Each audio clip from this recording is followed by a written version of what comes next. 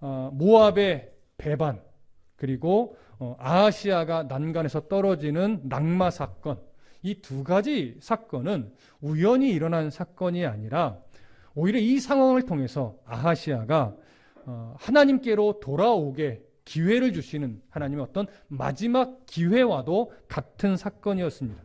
그러나 아하시아는 하나님이 주신 이 마지막 기회를 붙잡으려고 하지 않았습니다. 자신의 낙마 사고를 통해서 큰 중병에 걸리자 그는 비로소 하나님을 찾기보다 또 역시나 에그론의 우상인 치료의 신으로 여겨졌던 우상 바알세붑을 찾아갔습니다. 사실 이스라엘 역사 속에서 이스라엘은 큰 교훈을 안고 있는 민족입니다. 특히 출애굽의 역사 속에서 10가지 재앙적 표징이 애굽에서 있었지요. 그 애굽의 역사를 통해서 이스라엘은 사실은 모든 이 땅의 우상들이 얼마나 헛된 것인 줄 그들은 교훈 삼고 있었습니다. 이 내용을 당연히 아하시아 왕도 알고 있지요. 그럼에도 불구하고 이 아하시아 왕이 병에 걸린 상태에서 치료를 위해 그가 하나님을 찾지 않고 파리의 형상을 띠고 있는 치료의 신으로 여겨졌던 에그론의 신 바알세붑을 찾는 것은 참으로 어리석은 일이었습니다. 자, 왜 이렇게 어리석은 행동을 계속해서 아하시아는 하고 있을까요? 죄가 가지고 있는 무서움 때문입니다.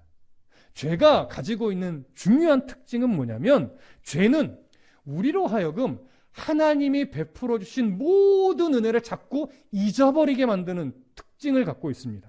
또 죄라고 하는 것은 자신의 자존심을 자꾸 극대화시킵니다. 자기의 자존심을 강력하게 만드니까 하나님께로 돌아가는 것이 옳다라고 하는 것을 알지만 이게 돌아가지지 않는 거예요. 하나님께로 돌아가고 나의 신앙을 회복해야 되는 것을 알기는 아는데 자꾸 하나님과 더 멀어지는 쪽을 선택하고 그 길로 이상하게 달려가게 만들어요. 이것이 죄가 가지고 있는 무서움이고 죄의 마음을 빼앗겼을 때 그 죄에서 돌이켜 하나님께로 온다는 것이 너무나 힘든 이유가 여기에 있습니다. 그렇기 때문에 우리가 하나 알아야 되는 것은 뭐냐면 내 안에 하나님 앞에서 회개의 심정을 갖고 있다. 그래서 하나님 앞에 나와 회개하는 마음으로 기도하고 있다. 이것이 은혜입니다, 여러분.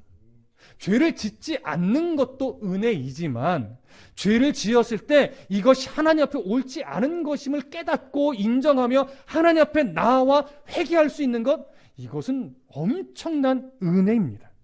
하나님 원하시지 않는 흔적들을 내 안에 발견했을 때 그것으로 가슴 아파할 줄 아는 심령을 내가 가지고 있다? 엄청난 복을 누리고 있는 겁니다.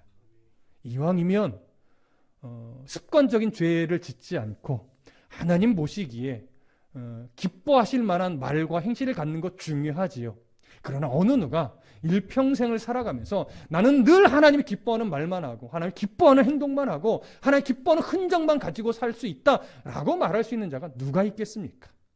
목회자들을 주로 만나는 또 늘 성경을 보는 목회자도 하나님 앞에 모든 말과 행실이 하나님이 인정하실 만한 기뻐하실 만한 흔적을 갖고 살지는 못합니다. 그러나 가장 중요한 건 뭐예요? 방금 말씀드렸듯이 그럴 때 나의 심령이 살아있어서 내가 왜 이렇지? 내가 왜 지금 이렇게 어긋난 길로 가고 있지? 이걸 깨닫고 돌이켜서 회개할 수 있다면 그 사람은 가장 복된 삶을 살아가고 있는 중에 있는 거죠. 하지만 그것을 깨닫지 못하고 자꾸 내가 그동안 해왔던 것이 너무 아까워서 내가 너무 그것을 포기할 수 없어서 자꾸 하나님이 기뻐하지 않는다는 것을 알면서도 그쪽으로 달려가는 건 바로 이 회개할 줄 모르는 아하시아의 모습과 별반 다르지 않다는 것 우리는 오늘 기억하셔야 됩니다. 그렇기 때문에 이제 오늘 본문에서 기록되고 있는 아하시아에게 엘리야를 보내는 이 사건은 너무나도 중요한 사건이고 오늘 우리에게도 중요한 교훈이 되는 사건임을 오늘 깨닫게 되시기를 간절히 소망합니다. 자, 먼저 3절과 4절을 읽겠습니다. 3절과 4절 시작. 여호와의 사자가 디셉 사람 엘리야에게 이르되 너는 일어나 올라가서 사마리아 왕의 사자를 만나 그에게 이르기를 이스라엘에 하나님이 없어서 너희가 에그론의 신 바알세붑에게 물으러 가느냐. 그러므로 여호와의 말씀이 네가 올라간 침상에서 내려오지 못할지라 네가 반드시 죽으리라 하셨다 하라. 엘리야가 이에 가니라. 자, 아하시아는 사실 하나님이 주신 마지막 기회를 저버리고 바알세붑을 찾아갔습니다. 그래서 하나님이 엘리야에게 사자를 보내요.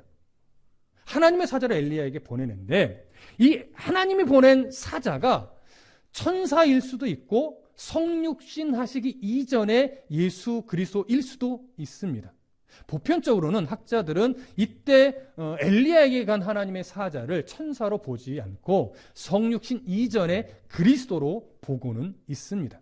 자, 이 여호와의 사자가 이제 엘리야에게 가서 아하시아 왕에게 전할 메시지를 알려줍니다.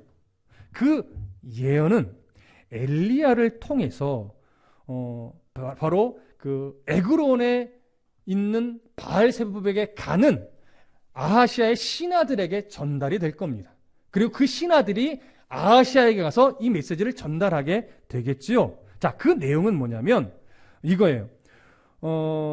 이스라엘에 하나님이 없어서 너희가 에그론의 신 바알세붑에게 물으러 가느냐? 그러므로 여호와의 말씀이 네가 올라간 침상에서 내려오지 못할지라 네가 반드시 죽으리라.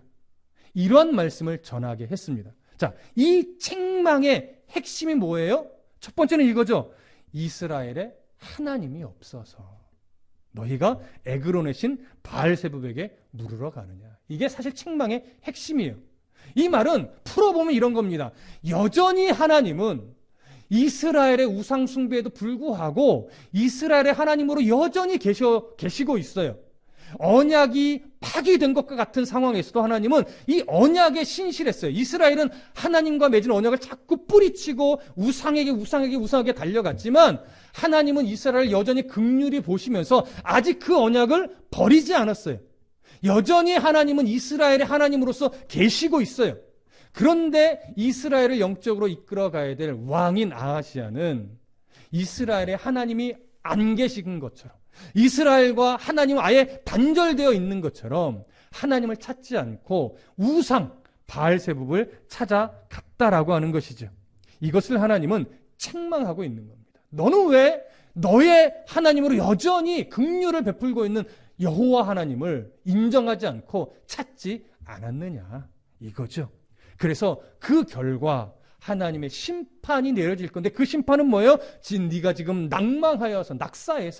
낭망해서 중대에 걸려 있는데 네가 그 병을 치료하기 위해서 바알세붑을 찾아가? 아니야. 너의 생명의 주권자는 여호와 하나님인데 하나님이 이제 선언한다. 너는 그 누워있는 침상에서 내려오지 못할 거다. 너는 반드시 죽을 거다.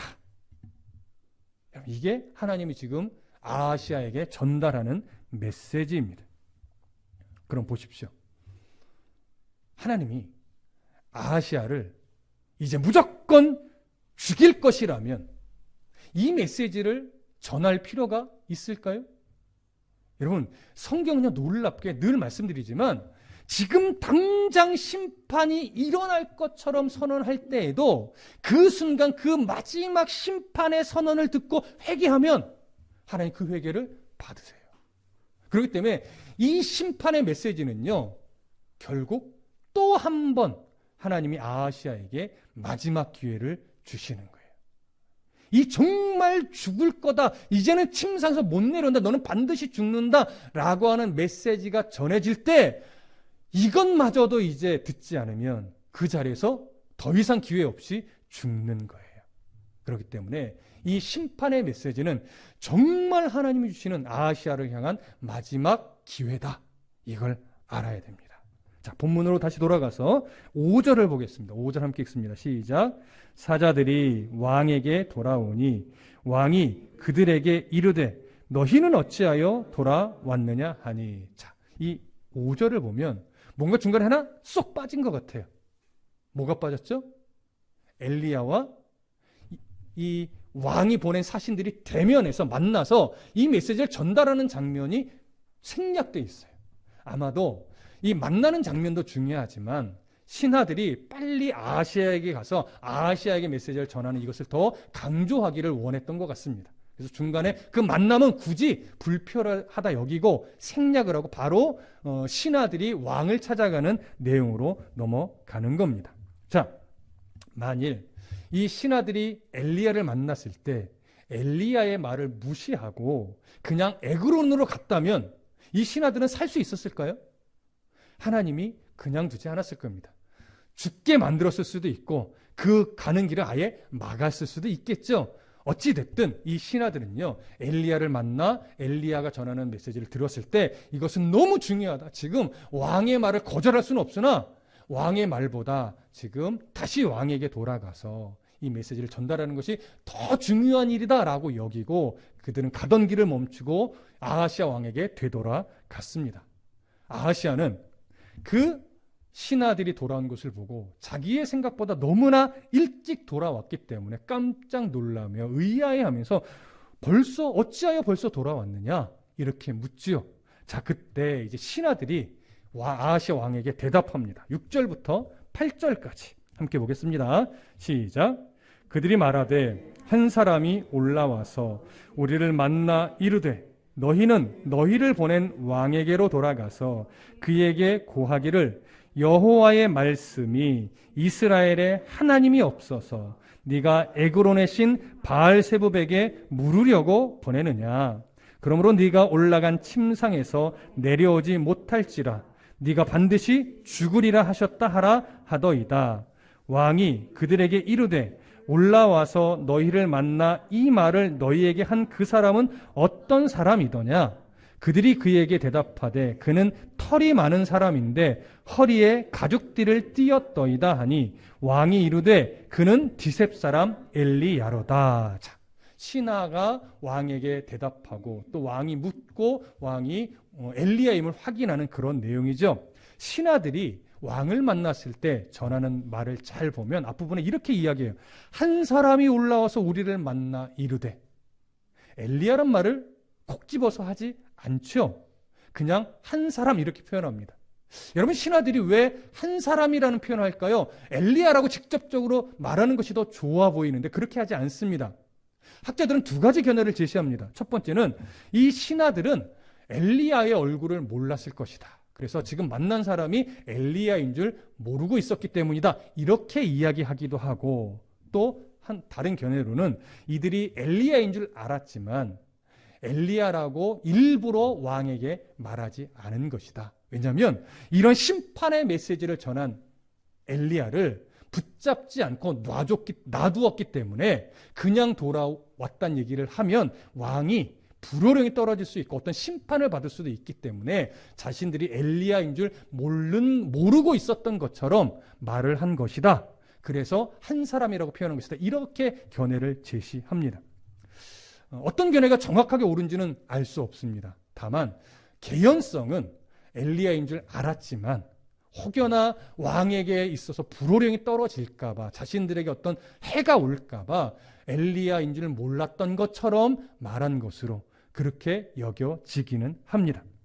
자, 어찌됐든 심각한 메시지를 아하시아 왕이 들었어요. 그래서 신하들에게 묻습니다. 이 말을 전한 사람 인상착의가 어떻게 되더냐? 라고 물었더니 신하들의 대답이 그는 털이 많은 사람인데 허리에는 가죽띠를 띠었습니다. 이렇게 말해요. 이 말은 역시나 신하들이 저희들은 엘리야인 줄 잘 몰랐습니다. 이런 의도가 있는 거겠죠. 자, 그러면 털이 많은 사람. 여러분, 번역상은 털이 많은 사람 하니까 온몸에 어떤 털복숭이처럼 털이 많다라고 여겨지기는 해요. 그러나 이 털이 많은 사람이라는 말을 히브리어로 보면 그런 의미로도 볼 수 있지만 다른 의미로는 털 옷을, 그러니까 양털이나 이런 털 옷을 입은 사람이다, 이런 의미로도 여겨지는데 아마도 구약 선지자들이 대부분 양털이나 염소, 가죽털로 만든 옷을 입고 다녔기 때문에 이것이 선지자의 특징이거든요. 그래서 이것은 온몸에 털이 많다는 의미로 보기보다는 털 옷, 짐승의 가죽털로 만든 옷을 입고 있었다, 이런 의미로 여겨집니다. 그리고 허리에 띠를 띄었다라고 하는 것도 당시 선지자들이 입던 옷의 특징이지요. 실제로 신약 시대에도 세례 요한과 같은 인물이 이렇게 옷을 입고 회개를 외쳤던 것을 알 수 있습니다. 그렇기 때문에 아하시아는 이런 복장을 딱 듣고 나서 이런 복장을 하고 왕에 대한 심판을 선언할 수 있는 사람은 엘리야밖에 없다는 것을 인지했어요. 그래서 이 사람은 분명 디셉 사람 엘리야다, 이렇게 말을 한 겁니다. 여러분, 그렇다면 이러한 심판의 메시지를 전한 자가 하나님의 사람 엘리야라고 하는 것을 깨달았다면 그 순간 이 아하시아는 어떻게 반응해야 할까요? 당연히 하나님이 나의 죄를 지적하시면서 마지막 회개의 기회를 주시는 거구나. 그래서 넙죽 그 자리에서 자복하고 회개하며 제사장들을 불러 하나님 앞에 속죄 제사를 드리는 것이 마땅할 거예요. 아마 그랬으면 이 아하시아가 어떤 징계를 받았을지 모르겠지만 그는 하나님 앞에 그 회복의 은혜, 돌이킴의 은혜를 덧입었을 것이고 성경의 역사는 조금 다르게 기록이 되었겠지요.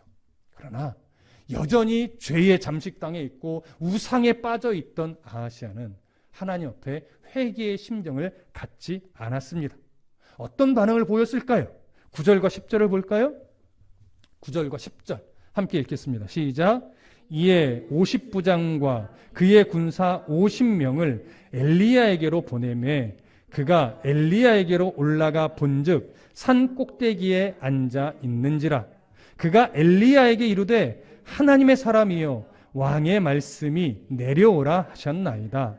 엘리야가 50부장에게 대답하여 이르되 내가 만일 하나님의 사람이면 불이 하늘에서 내려와 너와 너의 50명을 살을지로다 하매 불이 곧 하늘에서 내려와 그와 그의 군사 50명을 살랐더라. 자, 아하시아가 엘리야에게 누구를 보냅니까? 50부장과 그의 군사 50명을 보내요. 자, 왜 이렇게 50부장과 그의 군사 50명을 엘리야에게 보낸 걸까요? 아주 정중히 모시러 간 걸까요? 아니면 붙잡으러 간 걸까요? 네, 정중히 모시러 갈 거면 군사를 50명이나 보낼 이유는 없었겠죠. 이것은 정중히 모시러 간 것이 아니라 붙잡으러 간 것으로 여겨집니다. 아마도 엘리야는 갈멜산에서 놀라운 역사, 이적까지도 일으켰던 자기 때문에 몇 명 가서는 붙잡을 수 없을 거라고 여겼을 거예요. 그래서 50명이나 되는 군사를 대동시켜서 엘리야를 지금 붙잡으러 보낸 겁니다. 자, 그러면 아하시아는 왜 하나님의 심판을 선언한 하나님의 사람 엘리야를 붙잡아 오게 한 걸까요? 아마도 아하시아는 이렇게 생각했을 겁니다. 엘리야를 붙잡아 와서 그 심판 예언을 취소하게 만들려고. 아니면 엘리야를 죽이면 이 예언이 취소될 것이다. 아마도 그렇게 생각했을 것으로 여겨집니다. 왜 그렇게 볼 수 있냐면 우상을 섬기는 어떤 이방의 신관에는요, 그 제사장이나 선지자가 예언을, 심판의 예언 같은 걸 취소할 수 있다라고 여겼었고, 또는 그가 선언한 예언은 그 선지자가 죽으면 자동으로 없어진다, 이러한 신적 이해가 있었기 때문이에요. 그런 우상적 이해를 하나님에게도 적용시켜서 엘리야를 붙잡아 와서 취소하게 하든지 그를 죽이면 자동으로 취소될 거다, 이렇게 생각을 한 거죠. 참으로 어리석은 생각입니다. 여러분, 엘리야가 전한 심판의 메시지는 엘리야가 자신의 감정을 가지고 전한 것이 아니에요. 하나님이 자신의 뜻을 엘리야를 통해 전달한 것뿐이에요. 그러니까 엘리야를 죽인들 그 심판의 메시지가 취소되지 않습니다. 거꾸로 얘기하면 엘리야와 같은 하나님의 사람은 절대 자신의 감정으로 말을 전해서는 안 된다는 것과도 동일하죠. 오늘날 설교자도 똑같은 씨름을 해야 됩니다. 성경을 전하며 하나님의 뜻을 전할 때 이 성경 안에 자신의 감정을 실지 않으려고 무진장 노력해야 되는 것이 목회자의 역할입니다. 자신의 감정이 아니라 성경 안에 담긴 하나님의 감정, 성경 안에 담긴 하나님의 마음, 성경 안에 담긴 하나님의 의도를 그대로 전달하는 것이 저는 가장 좋은 설교라고 생각을 합니다. 저도 그 노력을 하고 있지만 아직 한없이 부족함을 느끼기는 합니다. 여러분, 마찬가지로 엘리야는 자신의 사사로운 감정으로 아하시아 왕에게 감정을 폭발한 게 아니에요. 너 정말 이렇게 하면 내가 이렇게 심판의 메시지를 전한다, 이것이 절대 아니었습니다.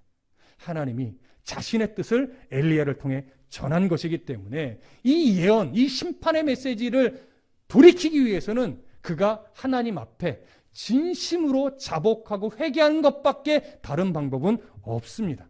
이것을 아하시야가 깨달아야 하는 거죠. 그럼 이제 다시 본문으로 돌아가시면 50부장과 50명의 군사가 엘리야 앞에 딱 섰습니다. 그리고 50부장이 엘리야에게 말합니다. 하나님의 사람이여 왕의 말씀이 내려오라 하셨나이다. 자, 이렇게 말했더니요. 잘 보세요. 엘리야가 어떻게 반응해요? 오늘 성경을 보면 엘리야가 그들에게 대답하여 이르되 내가 만일 하나님의 사람이면 불이 하늘에서 내려와 너와 너의 50명을 살을지로다 하매 하나님의 불이 곧 하늘에서 내려와 그와 그의 군사를 살랐어요. 죽인 거예요, 여러분. 자, 50부장이 엘리야를 향해서 하나님의 사람이요, 왕이 내려오라 합니다. 정중한 표현으로 보이지 않습니까? 이렇게 묻는데 왜 죽인 걸까요?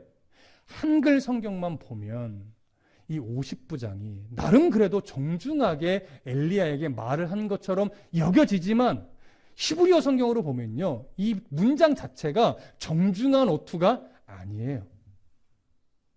엘리야를 죄인 취급하면서 아이고 하나님의 사람이여 하면서 마치 정말 아하시야가 엘리야를 함부로 대하듯이 이 50부장도 똑같이 대하면서 왕이 당신을 지금 붙잡으라고 한다고 하면서 하나님의 사랑이라고 마치 조롱하듯이 부르면서 협박하듯이 내려오라고 말하는 거예요. 그래서 50부장도 지금 똑같이 아하시야와 같은 태도로 엘리야를 대하고 있는 겁니다. 그래서 엘리야가 이 12절처럼 반응을 하는 거예요. 10절처럼 반응하는 거예요. 다시 보세요. 엘리야가 50부장에게 대답하여 이르되 내가 만일 하나님의 사람이면, 왜 이런 말을 하겠습니까? 50부장이 엘리야에게 하나님의 사람이여 라고 한 이 표현 자체가 정중한 표현이 아니었기 때문에 그래요. 정말 하나님의 사람으로 인정하면서 부른 표현이 아니었기 때문에 그래요. 그래서 엘리야가 내가 만일 하나님의 사람이면 불이 하늘에서 내려와 너와 너의 50명을 살을지로다 이렇게 말한 것이고, 하나님은 엘리야의 말 그대로 실제로 불을 내려서 이들을 다 죽였습니다. 자, 얼마나 무서운 장면이에요. 한두 명 죽는 것도 무서운데 51명이 죽었어요. 50부장과 50명의 군사가 다 죽었어요. 자, 이 소식이 누구에게 전달돼요? 당연히 아하시야 왕에게 전달되죠. 그러면 아하시야 왕은 여기서 하나님의 무서움을 발견해야죠. 벌써 아하시야는 죽었어야 돼요. 근데 하나님 아직 안 죽이셨죠? 왜요? 아직 기회를 주시는 거예요, 여러분. 너 이래도 돌이키지 않을래? 이거죠. 50부장과 50명의 군사가 죽었어. 너 아직 안 죽었지? 빨리 회개해라. 정말 이제 시간이 얼마 없다. 이거죠. 그러면 이 사실을 인정하고 깨닫고 회개해야 되는데 아하시야는 여전히 회개할 생각을 안 해요. 또 어떻게 해요? 똑같이 50부장과 50명의 군사를 보내요. 그것이 11절과 12절입니다. 다시 함께 읽어볼까요? 11절, 12절 시작. 왕이 다시 다른 50부장과 그의 군사 50명을 엘리야에게로 보내니 그가 엘리야에게 말하여 이르되 하나님의 사람이여 왕의 말씀이 속히 내려오라 하셨나이다 하니 엘리야가 그들에게 대답하여 이르되 내가 만일 하나님의 사람이면 불이 하늘에서 내려와 너와 너의 50명을 살을지로다 하매 하나님의 불이 곧 하늘에서 내려와 그와 그의 군사 50명을 살랐더라. 첫 번째 사건과 똑같지요? 다른 것은 딱 하나예요.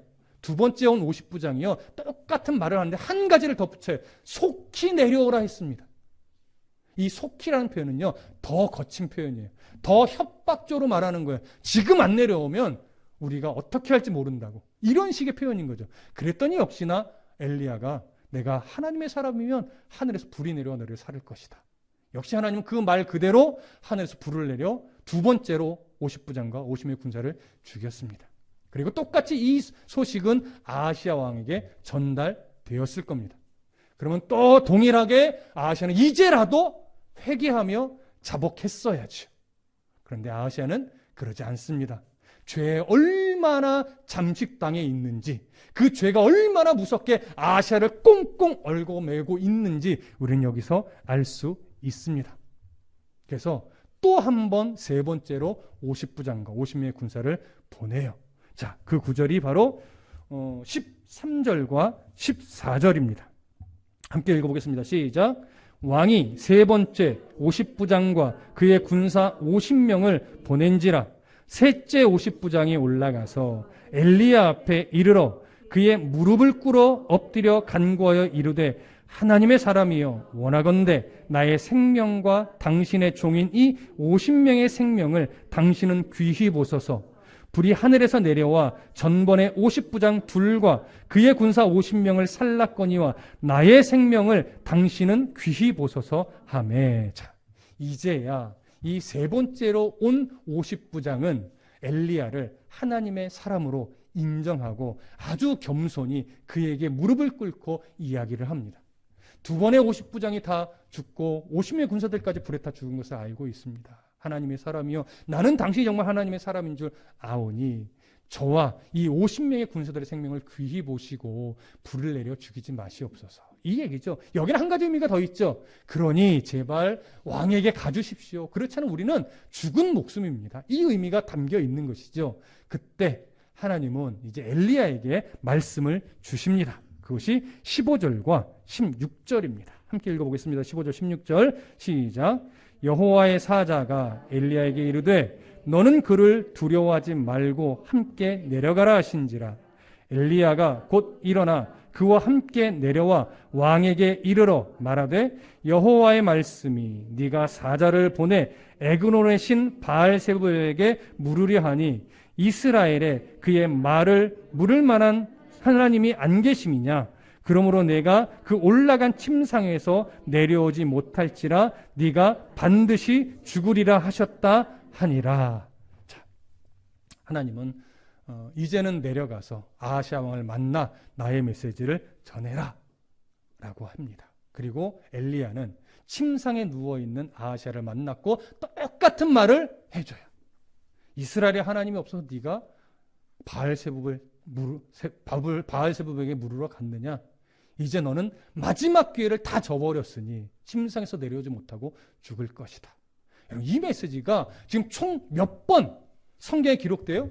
3번 기록돼요. 하나님이 엘리야에게 전해주시고 그 다음에 엘리야가 사신들에게 전하는 것은 뺐어요. 그러고 나서 이 신하들이 아하시아 왕에게 전달하고 다시금 엘리야가 아하시아를 찾아와서 엘리야가 전하는 내용으로 총 3번에 언급해서 하나 더 기록해서 4번이 되는 거예요. 3번이나 반복돼서 기록을 합니다. 이는요, 잘 보십시오.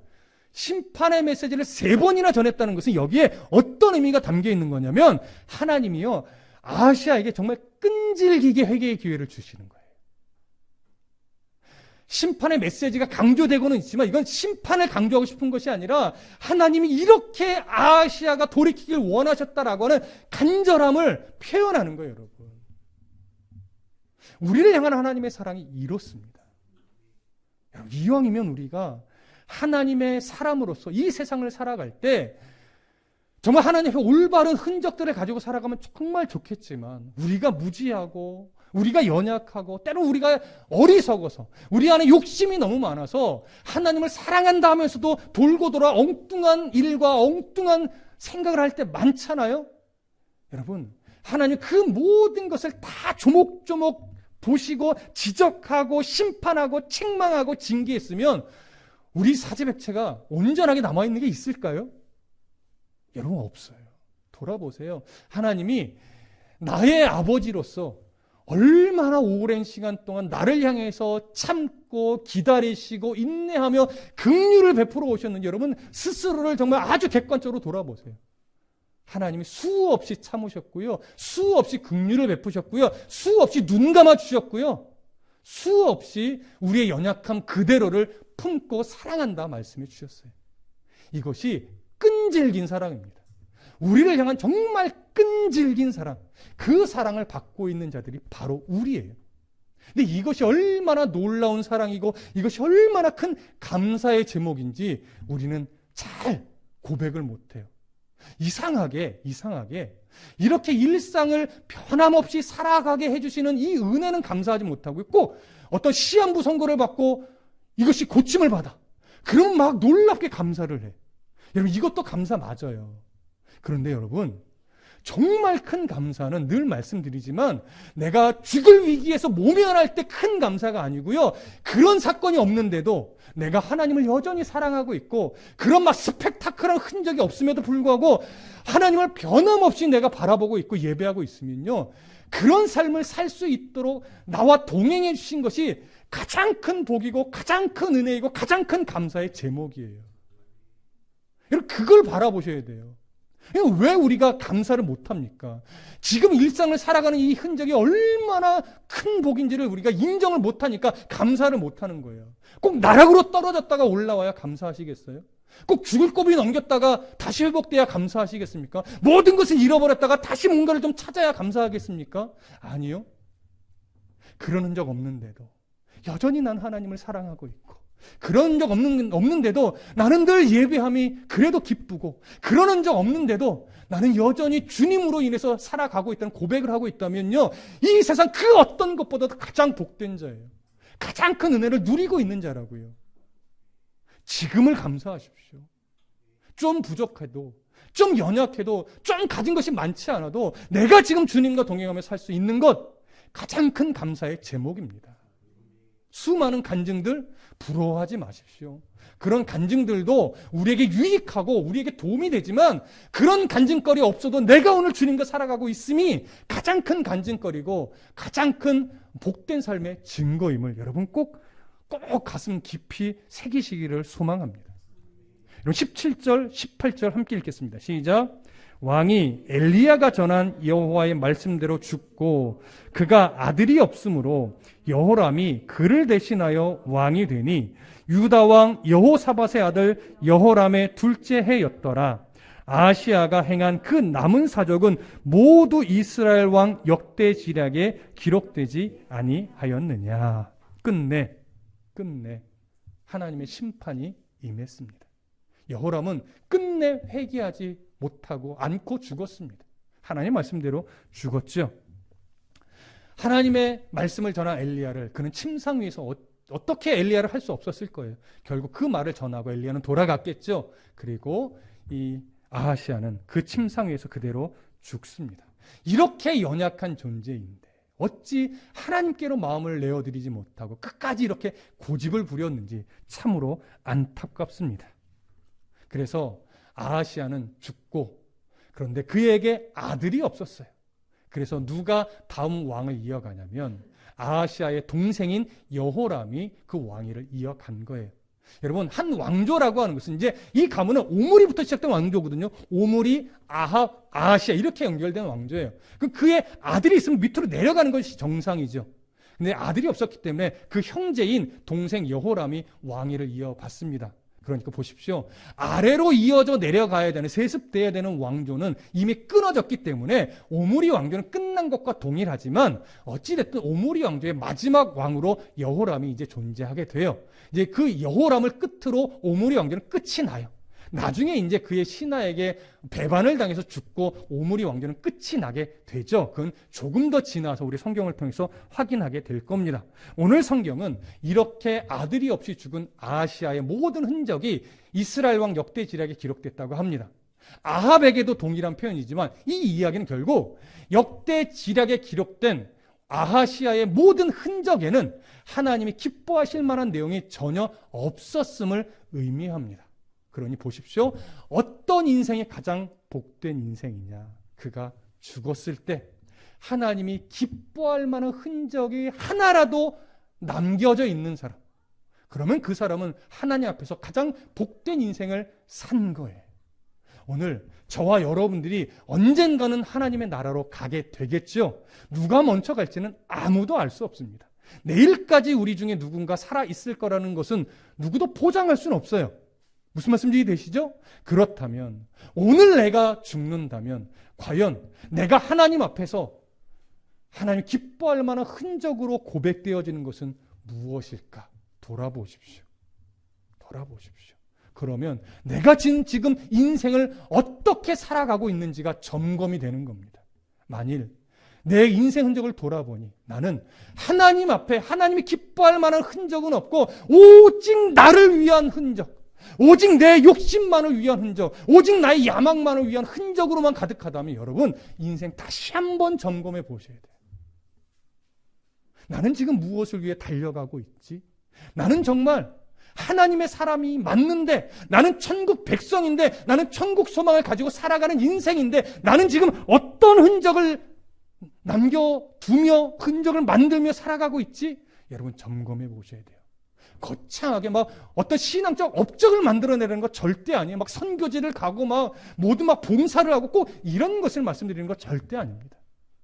내가 하나님의 백성으로서 하나님의 자녀다운 흔적들을 말하는 거예요. 일상의 흔적들. 근데 그 흔적이 예수님 때문에 뭔가를 좀 내려놓기도 하고, 예수님 때문에 내가 내 자존심을 좀 누리기도 하고, 예수 그리스도로의 영광을 가리지 않기 위해서 내가 무엇인가를 좀 하는 흔적들이 있어야 되는데, 오직 내 자존심을 지키고 오직 내 인생에 뭔가를 채우고 가지고 올라서고 이런 것만 목적이 되어 있어서 그것을 위해 하나님을 이용하는 인생이라면 여러분 그것은 아직 신앙이 아닙니다. 아직 성숙한 신앙이 아니에요. 아직 어린애 아이 같은 신앙인 것이고, 아직 하나님을 자꾸 도구로 사용하려고 하는 참 어리석은 신앙이라고도 말할 수 있어요. 여러분 하나님을 이용하는 신앙이 아니라 하나님이 원하시는 그 방향을 가지고 내 인생의 도구가 돼서 하나님이 기뻐하는 흔적들을 하나님이 남겨주시도록 내 인생을 좀 내어드리는 것. 여러분 이런 인생이 되셔야 해요. 물론 이렇게 물으실 수 있겠죠. 어떻게 하는 것이 하나님의 손에 내 인생을 내어드리는 겁니까? 여러분 저 설명 못해요. 좀 웃기죠? 왜냐하면 하나님이 성도 한 사람 한 사람을 만져가시는 방법이 너무나 다양하기 때문에 그래요.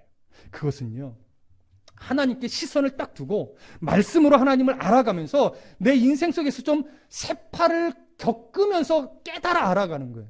이게 말로 설명이 될 수 있으면 얼마나 좋겠어요. 근데 이게 말로 설명이 안 돼요. 자기가 부딪히면서 깨지고 또 일어서고 고백하고 기도하고 눈물도 흘려보고 하나님을 위해서 뭔가를 한번 내던져 보기도 하고, 이런 인생의 엎치락뒤치락하는 흔적을 내가 몸으로 느끼면서 깨달아 알아가는 거예요. 하나님께 내가 내 삶의 도구가 될 수 있도록 내어 맡기는 것.